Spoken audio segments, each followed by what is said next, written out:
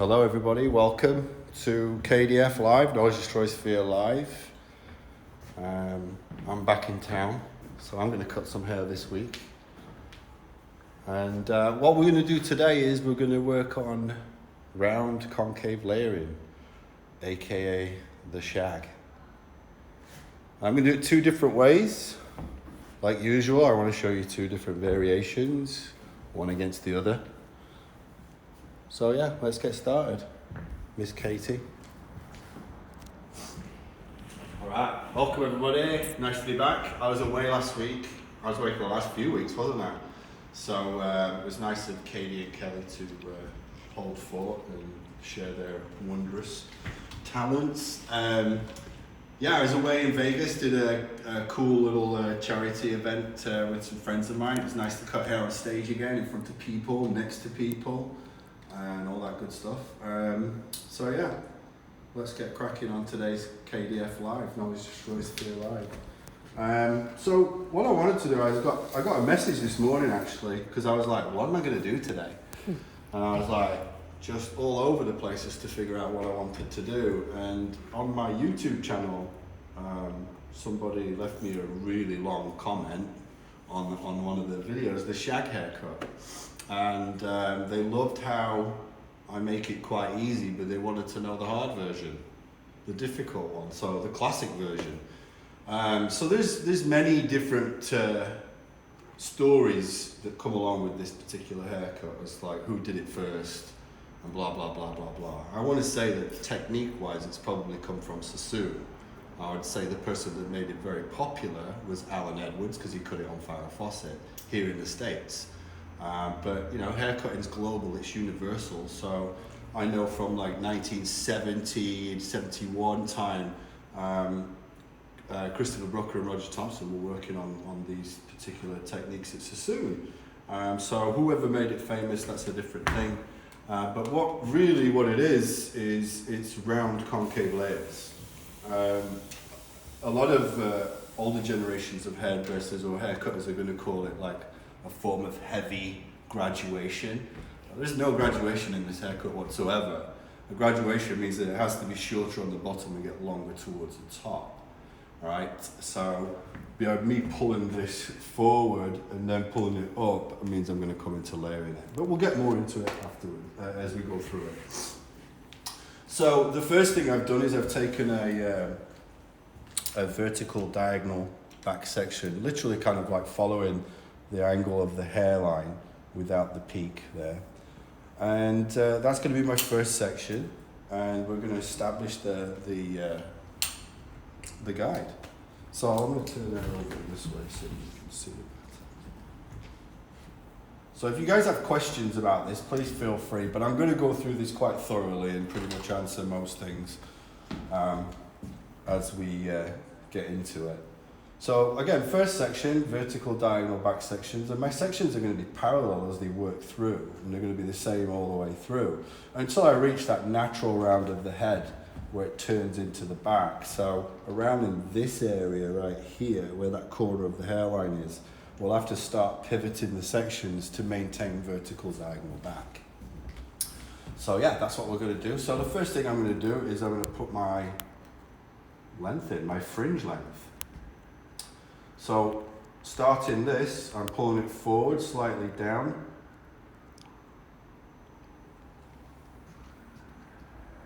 And we're just going to aim for the nose here. And I'm going to cut a line that gets longer towards the edge. And I'm going to work down into this section. The classic one, when I saw this done in Sassoon terms, Christopher Brooker was cutting this on the skin to begin with. I like to just give it a little bit of elevation. That's going to give it that bevel straight away.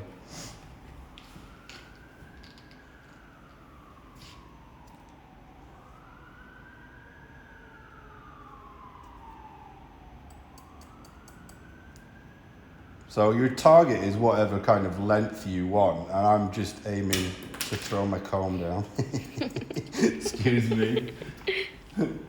For just past the shoulder here, as far as like collarbone length, that's going to be the quintessential shag kind of length to work from.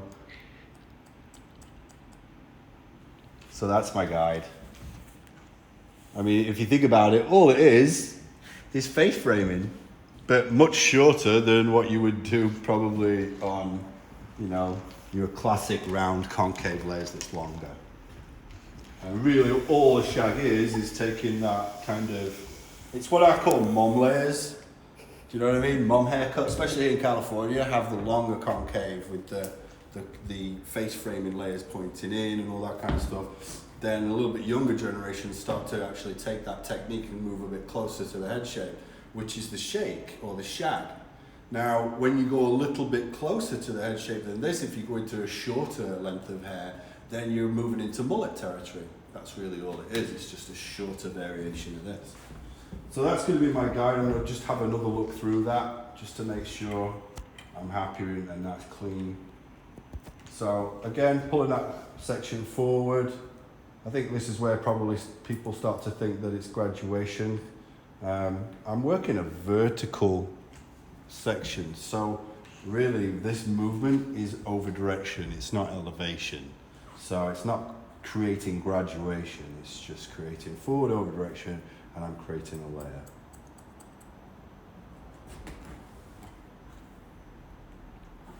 So what I could do now is I could now bring everything onto that, right? And that's going to leave it the heaviest that it's going to be, right? So really it's just going to be all the layering through here and super heavy in the back, very mulletish, because obviously I'll pull everything to a stationary guide.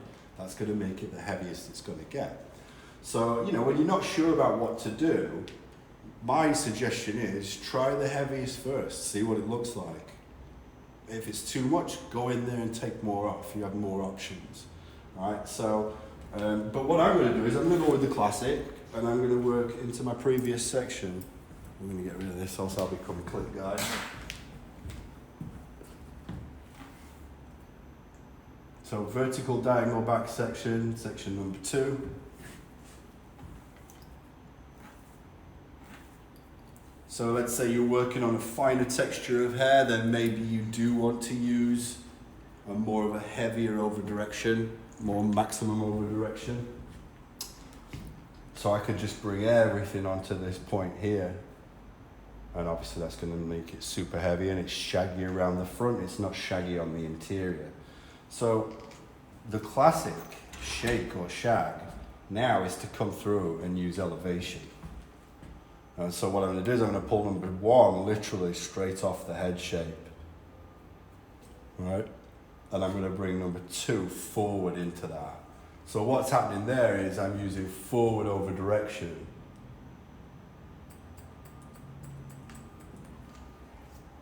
So I'm getting heavier towards the back.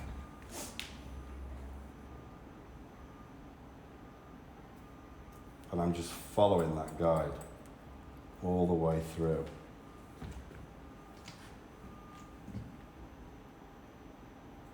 So what's happening is number 1 is being pulled straight out from the head shape, and number 2 is being brought forward into that.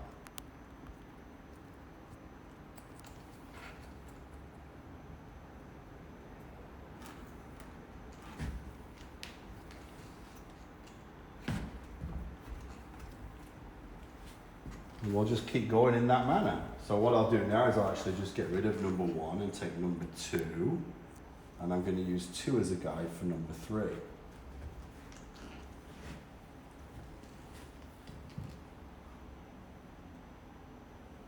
Still working parallel vertical diagonal back sections. And again, just forward into the previous, so get rid of number 1. I'm using number 2 now for number 3. So number 2 straight off the head, and number 3 forward into that.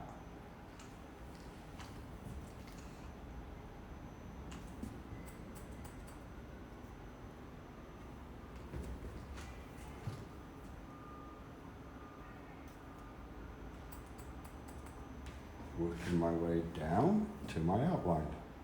And again, forward into my previous section.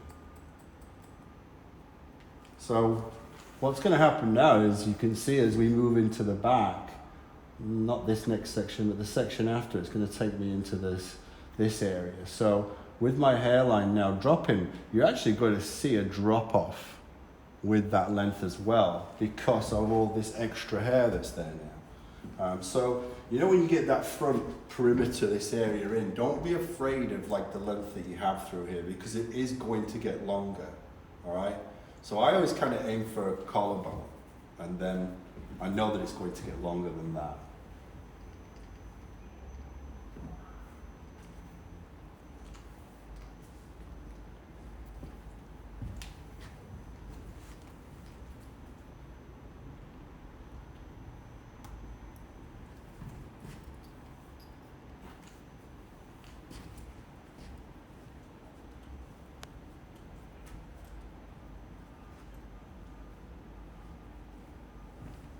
So again, just my previous section. So about my body position, it's important that I stand in front of this so that I can pull the hair towards me and I can work from the shorter length to the longer length so I can work out of the haircut. If I was to come over here, then I'm actually working against myself and I'm coming from the outline in. All right, not always guaranteed that I'm going to get the right fluidity with that, and sometimes I might cut more off there than I expect to. So by standing in front, I'm literally pulling the hair towards me. So coming through into my previous section, I'm using the outside of my fingers here because it's a bit of an easier way of holding the hair. I can use elevation when I use the outside of my fingers. And again, I'm pulling forward into my previous and just following that guideline. Working it down into the perimeter. It's been a while since I've cut this haircut this way. But as you can see, it's not that easy. I mean, it's easy as far as like what you have to do, but working with this, it has to be fluid. You know what I mean? So the other version that I do is way more easier, it's quicker, all right? And that's really the difference between the two. They're going to both create very similar shapes. What I'm doing is I'm just kind of having a look through.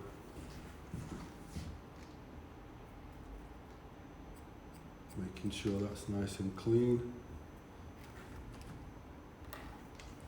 Before I move on and go too far, just making sure that we're fluid through here.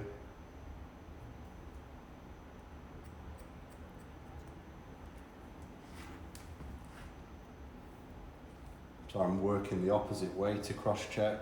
I'm pulling it straight out from the head to make sure that it's in the right spot and it's clean. If I pull this in the wrong space, I'm going to see lines that I don't like, start to try and clean them up, and I'm going to actually change the haircut. So it's very important that when you cross-check, you check in the exact same space. How's everybody doing? Good. Yeah? Someone asked, what's the difference between this way and the way you do it on KDF?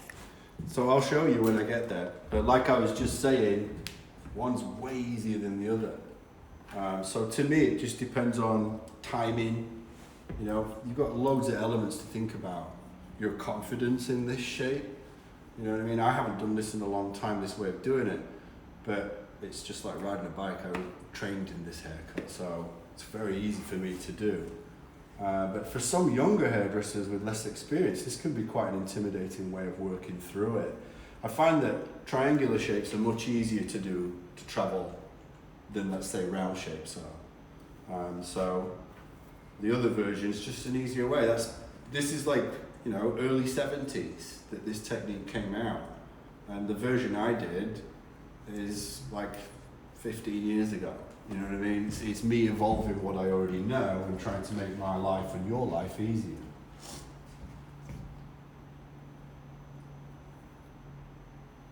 And like I said earlier, I'm doing this because it was requested. Somebody asked me to do the harder, more classic version of the shake haircut or the shag haircut. So again, forward into the previous section. Someone asked, how would you cut the other side? From the inside out? You'd have to cut from the outline in this way if you're going to work on the inside of your fingers. But on this other side, it's now possible to work from the inside out if you work on the outside of the fingers. I just can't do it for both sides because one side I'm going to work in and one side I'm going to work out. You know what I mean? A lot of this is common sense, guys. You've got to like think a little bit further into it, you know? Look at what your body's doing and what it naturally will do. If you let me get back over here, so the lighting. So forward into the previous.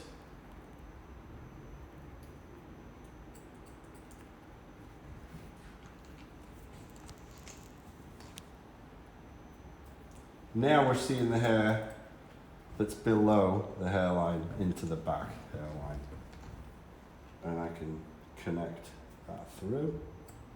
Again, it's just forward into my previous section.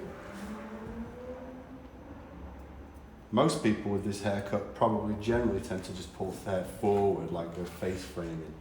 But remember, face framing is really just around the face. It's not in the head. Do you know what I mean? It's not head framing, it's face framing. So if I was to frame the face and only frame the face, it would actually only be this slither of hair that gets cut. Because that's the hair that falls in the face. This is now the side. Yeah? The face is from the cheekbone, isn't it really? Or from, literally from there, that corner, cheekbone right there.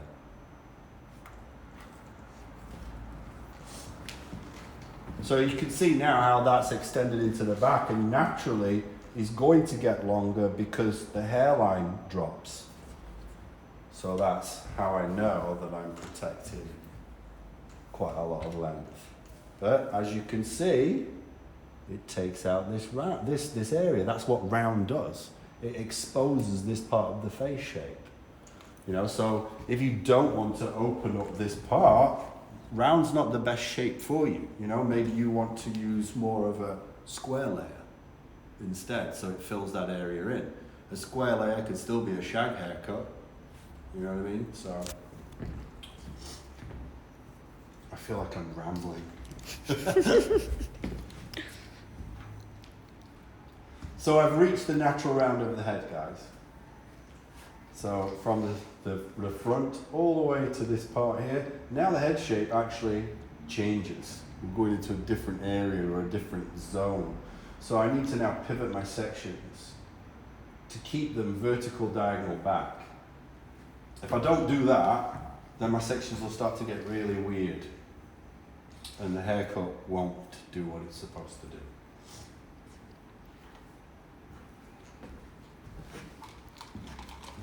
Someone said, which face shapes would you not cut the shag on? Round. Don't put round on round. Pretty simple rule, that one. That was probably one of the first things that I learned with suitability. Was someone said, don't put round on round. That's what square and triangular are for. And then I understood haircutting more because that's what we are doing. We're pushing weight into different areas to fill in or to expose, and you know, so that's, yeah, big rule, that one. So you have to think about this particular shape. It always looks good, well, not always, but if it's done in the right face shape, it looks really good this way. And that's what a lot of clients and a lot of hairdressers, haircutters look at, because they're looking in the mirror with the client and they're making it look good for this. Really what you should be doing is not just this, make it look good for that view. Because that's what everybody else sees, you know what I mean? We see this, we make ourselves look great, but then what about all this stuff? You know what I mean? And if you're going to open up the face, which round layering does, or round shapes does, then yes, you're going to open it this way, so you can expose the face more, but you're also opening it this way. You're pulling this back, so it will expose all of this. So if you've got, like I always say, if you've got more than one chin like myself, and you do a round shape, then you've just exposed your chins, right? So that's when you might want to think about putting a different shape in here. A square shape, it fills this area in. A triangular shape, it fills that area in, right? So understanding shape, very important, what it does and how it helps us.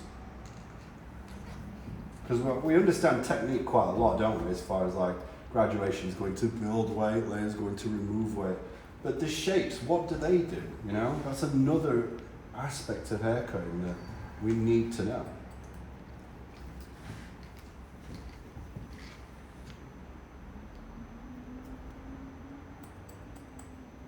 So you can see, short to long, it's concave layering.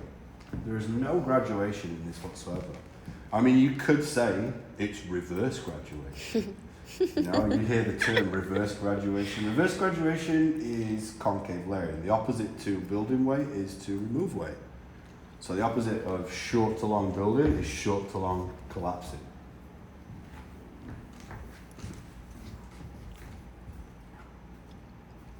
Nice shape. It cascades. That's exactly what the shake is.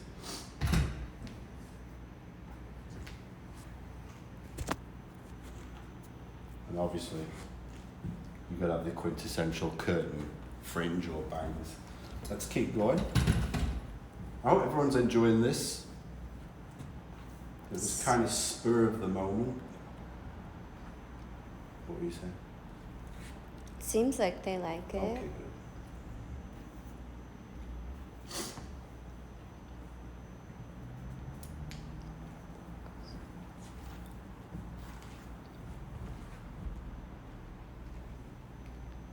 So again, just my previous section.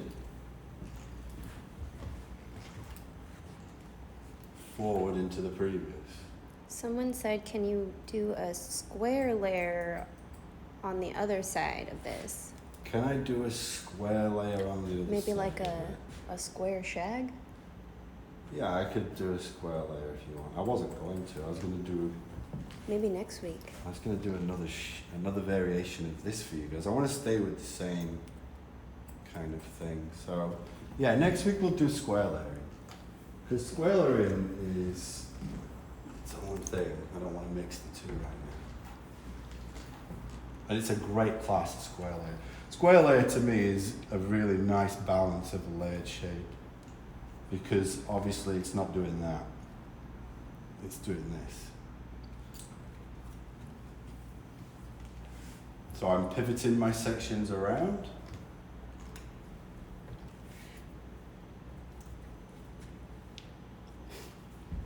Someone said, tell us a Stacey Broughton story.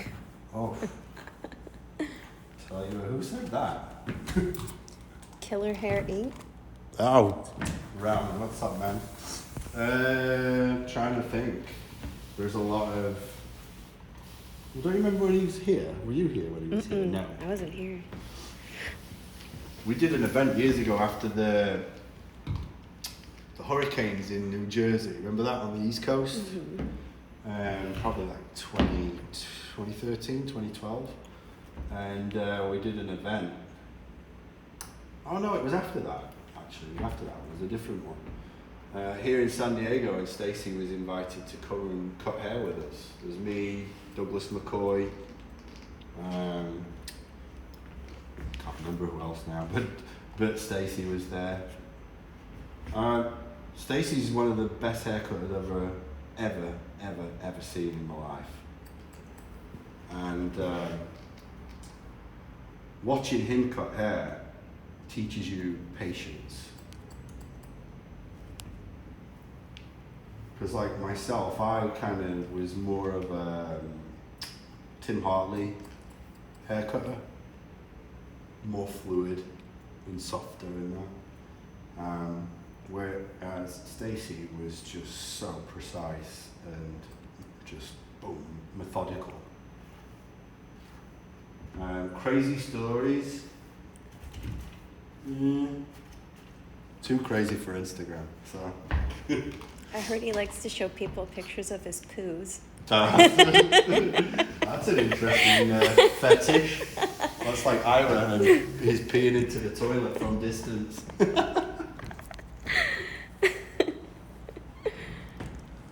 Yeah, I'm super bummed I missed that. I wasn't living here. But you got the chance to assist Tim, didn't you, when he was here? Mm-hmm. That's when I wasn't here, somewhere else.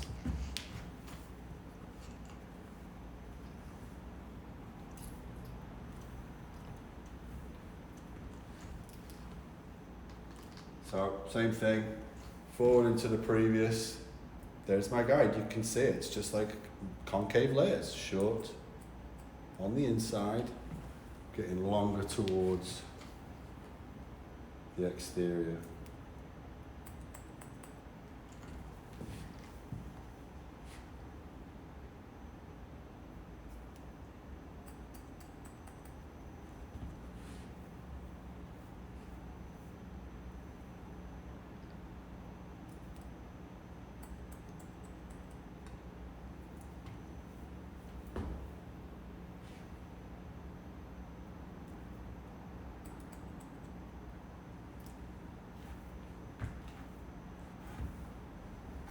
So the new trend is Sessabon cones, isn't it? Have you noticed that, everybody? All of a sudden, everybody and their mom has a different coloured Sessabon. So I've been using the Sessabon, gosh, probably my entire career now. So 26 years, 27 years almost. But that's when there was only the green one. And in fact, the green comb, it used to be code at Vidal Sassoon for State Board. Like if you mentioned your green comb, if you heard reception mention green comb, that meant that State Board was here. So if you didn't have your license, leave out the back door quickly. And with it being an international company, we always had people that were from other places that didn't have licenses. So that happened quite frequently.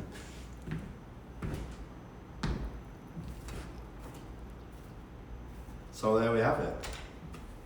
Nice, round, concave layer, the shag, or the shake as it is known in the UK, in my vocabulary. But obviously now it's become globally known as the shag.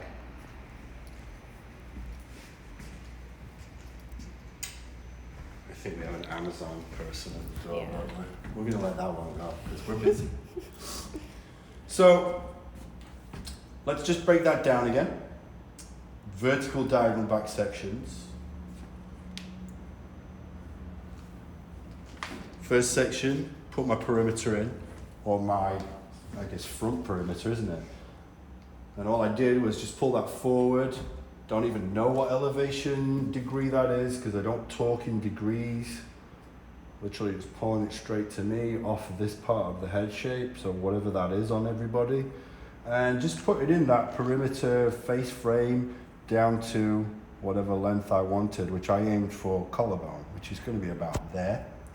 Obviously you want to change that, just make it shorter if you want. If you want to change the angle on the fringe, you can. So then once I put that in, I then started to take parallel sections. And now what we did is we started to use elevation and again, forward over direction, forward into the previous section. So we get longer towards the back. And we worked that through every single section. I didn't lift everything up to the ceiling to do that. I worked through the section. So there's more weight removal that way. If I just lift it up to the ceiling, then I'm going to fill in all of that area. But I actually just met those 2 points together, so that takes out more weight. So if I don't want as much layers, then I could probably elevate higher with my sectioning. And just work through into my previous all the way around. So what you can see is you can see that progressive drop towards the back. That's a round shape, right? I could have followed the head shape around, I wouldn't have got this drop off if I did that.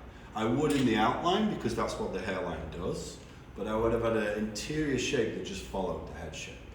So if you don't want it to drop and get heavy, don't use over direction, just follow the head shape around and it'll be parallel to the ground, right? That's what a lot of people think square does, right? If I put a square shape on somebody, it means I'm putting corners, right? And corners are peaks of weight. And when peaks of weight fall, they fall that way. So a square shape can sometimes take this balance on because there's a corner there and there's a corner there.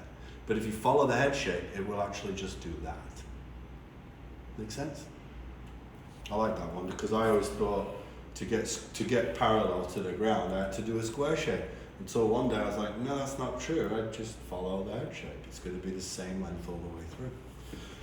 All right, so let's do the other side. Let's show you how much easier this technique and shape can be.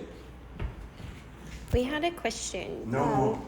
Sorry. Do you think the shag works best on thinner hair or thicker hair? Thicker hair. Definitely thicker, wavier hair. It doesn't have to be done on wavy hair. There's two variations in the Sassoon world. There's the curly shake and there's the straight shake. So if it's done on straight hair, freaking out like that, it's a really cool shape. But I think now today, society is embracing waves and curls. And it's a great technique to just kind of like wash and go. You know what I mean? It's the whole point. It's called a shag, right? Shag is messy, isn't it? So.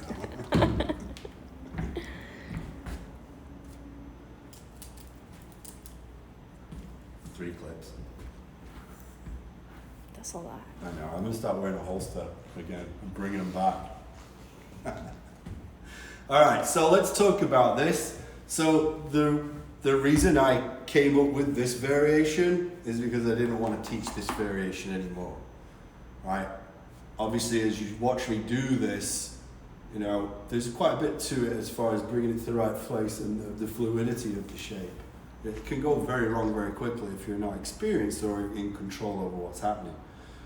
So this was just a variation on the shag to make it quicker, and it wasn't designed to dumb it down or anything like that. It's just to work in a little quicker way. And it's basically understanding hair cutting. There's more than one way to do any shape, any haircut.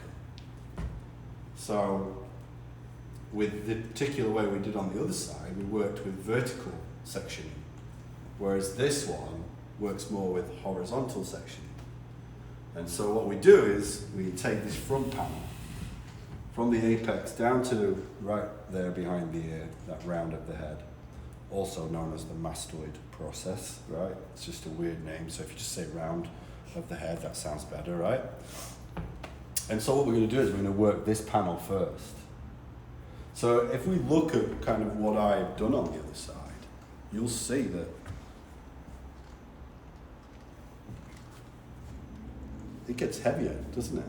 So I could literally just cut that like this.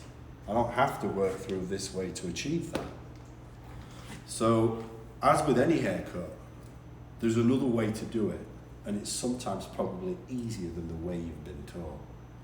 And so that's why I do different variations. I'm sure some of you guys have seen my alternate ways of doing graduated bobs, because the traditional classic way is probably the hardest haircut on the planet Earth to do, right? So I just wanted to make it an easier version of it. All right, so let's get cracking on this. Horizontal section. Should we match with the other side? I'll use the other side as a guide. May as well.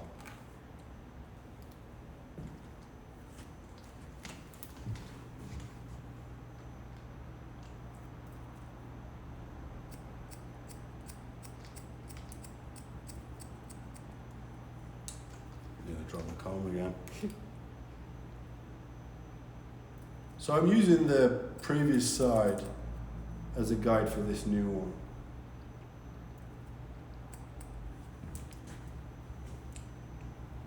Let's get rid of it.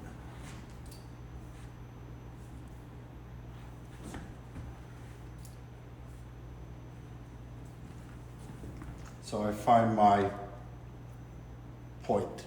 Obviously I use the other side. What if I was just starting this haircut from scratch?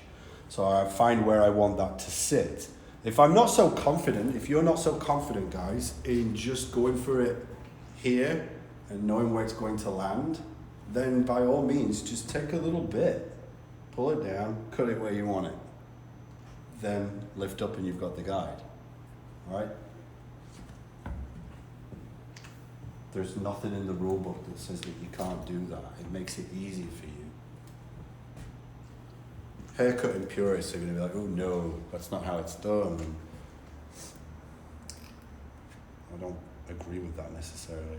I think working smarter and not harder is the way to go. Especially in your daily salon lives, because you're working against time all the time.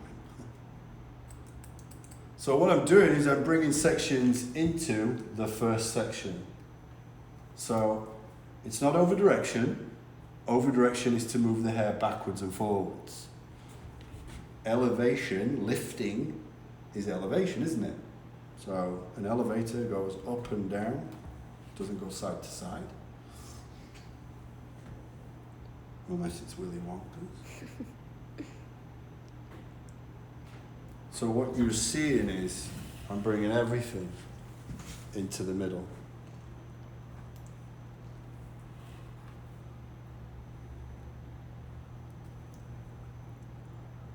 Someone asked, what are your favorite scissors? What are my favorite scissors? Right now, these are the Hairbrained AG. Awesome scissor. Thank you, Hairbrained. I love it because of the little handle situation there. And they're not offset, and they're small. They're not really long. For a long time there, I was using like 6-inch or 5.5-inch scissor, and it meant that the cutting area was further away from my hand. So I had less control over it. And it wasn't until I used my Sassoon Matsuzaki's that I originally learned to cut hair on. That I was like, oh wow, there's such a major difference. It's almost like for the last 10 years, I've not been cutting hair as good because the scissors have been as longer. So I've really enjoyed moving back to a smaller scissor. What if you cut the whole front in one whack? You can. And I show this when I generally teach this haircut. We'll do this on one side and then I'll just show you the real quick one on the other side. It's a stationary guideline, so with a stationary guideline I can take the largest section ever if I want to, as long as I can see the guideline, I can control the hair. I could have brought all the sections and onward into that first one. And that will cut down even more time, won't it? So, just depends on how much of a rush you're in and if you can control the haircut. Don't condense if you can't control it. Oops.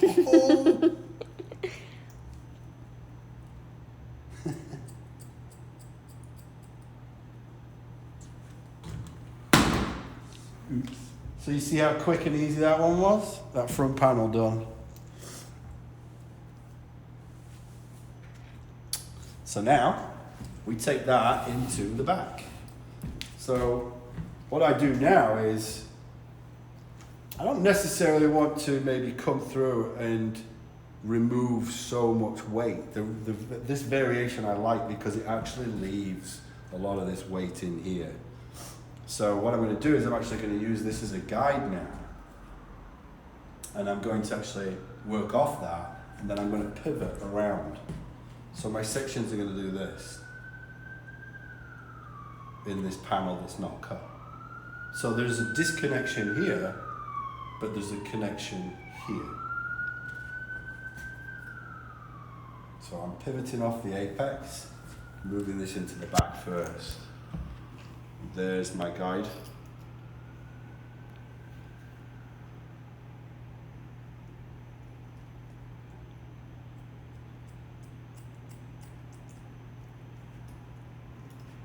So you can see this variation leaves a little bit more weight than the other side.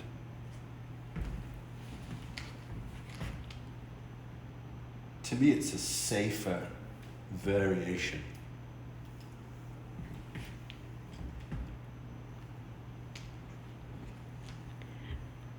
What if your client had long hair and wanted to keep the length? Would it be all about the angle? Okay, so I get this question a lot, like how do I know that it's going to be long enough if I'm bringing it to here?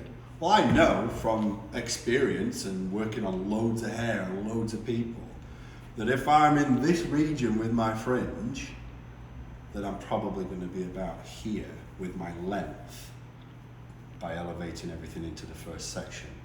Now, if you're dealing with an extreme length of hair, then you're going to have to maybe use a slight disconnect on that last few sections, you know what I mean? Just leave that and connect to it afterwards more visually than that. But I know from experience that if we pop in a length around about this length that's falling around about the bridge of the nose, then you're going to get at least about this length here. So that's just something from experience. Now, if you have a more extreme length, then you're going to have to change how you approach this. For example, you could work sections through, but now what you're going to have to do is you're going to have to do that. So you do it how I did the first variation, this one. But instead of working through this way with your concave, make your concave stronger and go that way. It's kind of like this versus this. They're both concave. What if you don't pivot in the back? What would happen?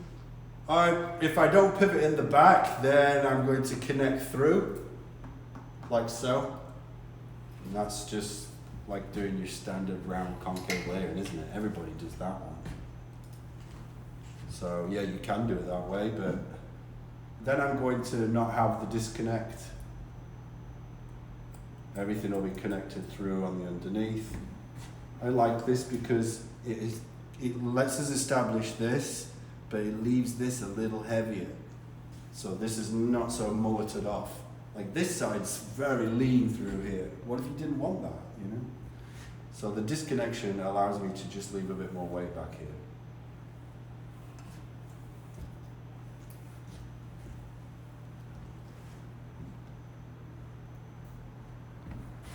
Last section, now that I've met the front. So I hope you guys have enjoyed today or what we've been showing you. Next week we'll do square layers, I promise you that. That will be next week's technique.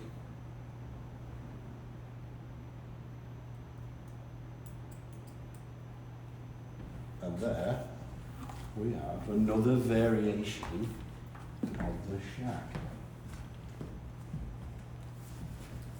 Too many clips again.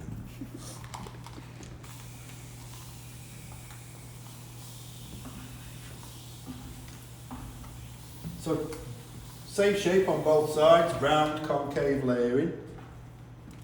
One's done more traditionally, takes away quite a lot of the interior weight. And then this side's done a little untraditionally, a different variation of it. So what I suggest is try both, see which one you like. This one tends to be the most popular, for sure. Because it's so easy, it's so quick. And as you can see, the waves of this mannequin, it really is just wash and go. Obviously, the last thing that you would do is to come in and start playing with these front areas and that. I mean, it's a little damp for that, but I would start to customize it after. So you know when the question you're asking, what if you wanted to keep it longer? Always kind of put your fringe in this length so then you know you're going to keep length down in this area. And then you can come in afterwards and take that fringe or bangs shorter. You know what I mean? But if you do it with that length to begin with, it might be too short for this down here. So just a precaution. But anyway, yeah, I want to thank you guys for joining us. And we'll be back next week. And, excuse me, I'll be doing some square layering for you guys. See? Just opens it up. Same on that side. But yeah, thanks guys. Hope you guys enjoyed that one. Just a quick tutorial on the Shag. Traditional, not so traditional variations of it. But yeah, thanks for joining us. And we'll see you next week. Appreciate it. Cool beans. Thanks guys.